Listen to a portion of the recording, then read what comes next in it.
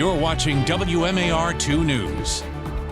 With this digital news update, I'm Kelly Swoop. The Harbor Bank of Maryland had a grand opening of their Northwood branch today.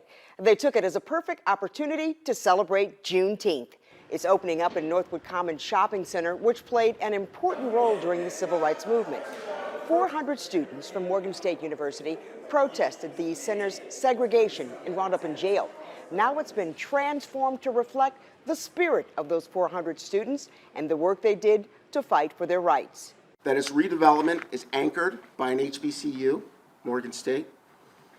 The development was run by a Black-led redevelopment team, constructed by a Black-led construction company, received equity financing from a Black-led bank, and had 41% participation from minority contractors, 41%. The event featured refreshments, networking, and a ribbon-cutting ceremony. She beat thyroid cancer 10 years ago. Now she's fighting a different form of cancer, one that she needs your help to overcome. Elise Smith is a baker in Columbia. Now she's looking for the perfect recipe to beat myelodysplastic syndrome. It is a type of blood cancer. To beat it, she needs to find a bone marrow donor.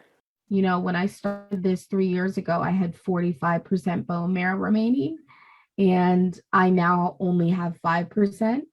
It's very much like living in limbo or living on borrowed time. So being able to find a match and have a successful transplant and close this chapter in my life, it will be a beautiful relief.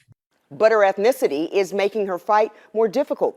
According to the National Marrow Donor Program, Black Americans only have a 29% chance of finding a match. White patients have a 79% chance.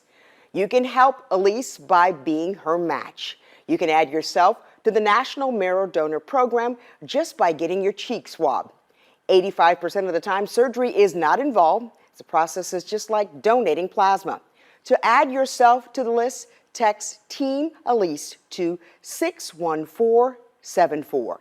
And now from WMAR 2 News, Maryland's most accurate forecast.